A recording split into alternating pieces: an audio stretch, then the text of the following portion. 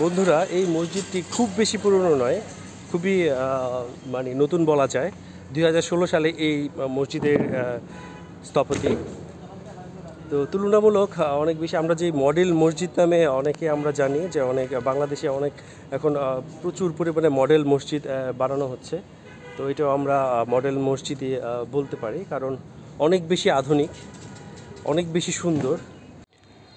এই হচ্ছে এই মসজিদের ফ্রন্ট ভিউ। কাঞ্চন ব্রিজ সংলগ্ন এই মসজিদটি অবস্থিত। কেন্দুয়াপাড়া জামে মসজিদ। স্থানীয় এক লোকের মাধ্যমে জানতে পারলাম এই মসজিদের অবস্থান এবং নাম। দেখুন কতটা সুন্দর, কতটা মায়াময় এই পরিবেশ। দেখুন মসজিদের চারপাশটা কতটা সুন্দর, কতটা মায়াময় এই প্রকৃতি।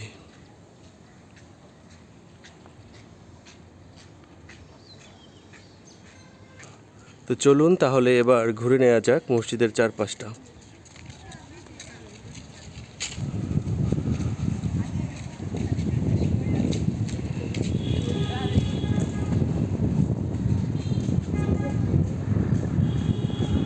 কতটা সুন্দর এই প্রকৃতি। আমি আসলে আপনাদেরকে ভিতরটা দেখানোর চেষ্টা করব, যদিও এখানে লক করা রয়েছে, এই জন্য আমি পারছি না। এটা মসজিদের অজুখানা। আমি আসলে এই এলাকার মধ্যে আমি আসলে একদমই নতুন। আমি আসলে এই এলাকা সম্পর্কে ধারণা নেই আমার, সম্পূর্ণ নতুন এই এলাকাটি আমার জন্য। সত্যি বলতে আমি বাইকে করে যাচ্ছিলাম, হঠাৎ করে এই মসজিদটি আমার চোখে পড়ায়। আমি আপনাদের সাথে জাস্ট শেয়ার করব, এই জন্য আমি আসলে এই মসজিদের ভিউ নেওয়ার চেষ্টা করেছি। দেখুন দেখুন আসলে কতটা সুন্দর। এই যে আমি একটু আগে যে পুকুরটা দেখিয়েছিলাম, এই হচ্ছে সেই পুকুর, আর এই হচ্ছে মসজিদটির বাইরে বের হওয়ার রাস্তা। এই হচ্ছে মসজিদের পেছনের যে সাইড, এটি আসলে মসজিদটি লক করা থাকায় আমি আসলে আপনাদের সাথে এর ভিতরকার যে সৌন্দর্য সেটা আসলে দেখাতে পারছি না।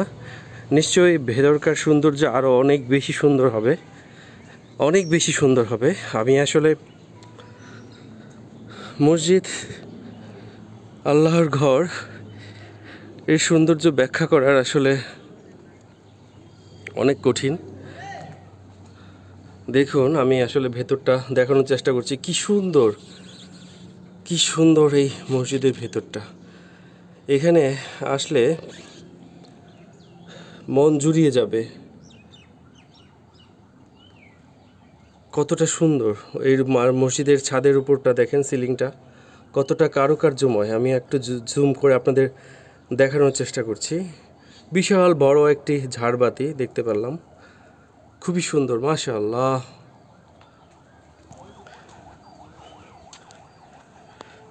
এই হচ্ছে মসজিদের আর একটি পাশ, সম্ভবত এটি মসজিদের পশ্চিম পাশ। এদিক দিয়ে মসজিদের ভিতরে প্রবেশ করা যাবে। আমি আপনাদেরকে একটু দেখানোর চেষ্টা করব।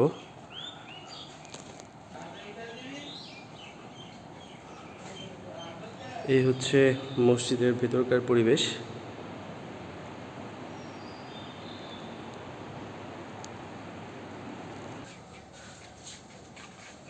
আচ্ছা চলুন স্থানীয় একজন ভাইয়ের সাথে একটু কথা বলা যাক, এই মসজিদ সম্পর্কে জানতে চাচ্ছি। ভাই আপনার নামটা? ওমর ফারুক। ভাইয়া কি এখানকার স্থানীয়? হ্যাঁ। তো ভাইয়া এই মসজিদের নামকরণ কি করা হয়েছে, নামটা কি? এটা কেন্দাপাড়া জামে মসজিদ।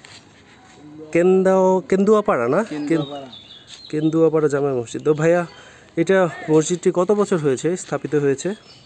এটা 2017 সালে না?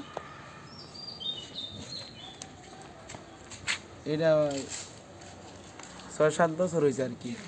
6-7 বছর। তো যাই হোক, আনুমানিক একটা ধারণা পাওয়া গিয়েছে ভাইয়ের কাছ থেকে। তো ভাইয়া কেমন মুসল্লি হয় এখানটায়? এখানে শুক্রবারে ভালোই হয় মুসলিম। প্রতি শুক্রবার অনেক বেশি ভালো হয়, বড় বড় বক্তা আসে। বড় বড় বক্তা আসে। তো ভাইয়াও কি এখানে নামাজ পড়েন না? হ্যাঁ। ওকে ভাইয়া, ধন্যবাদ আপনার সাথে কথা বলার জন্য। বন্ধুরা, আপনারা দেখতে পাচ্ছেন এই মসজিদের যে নামকরণ সেটি হচ্ছে কেন্দুয়াপাড়া জামে মসজিদ। এর আসলে উদ্বোধন যে করেছিল আলহাজ MA সবুর চেয়ারম্যান, যিনি আসলে মাস্কো গ্রুপে রয়েছেন। তো এর হচ্ছে তারিখ ছিল 10ই জুন 2016 সাল। তো ভাইয়ের কথা মোটামুটি চলে যে উনি বলেছেন 6 থেকে 7 বছর, এটা অনেকটাই কাছাকাছি। রোজ শুক্রবার, তো খুব ভালো দিনে এটা উদ্বোধন হয়েছিল এই মসজিদটি। ওই যে ওইখানে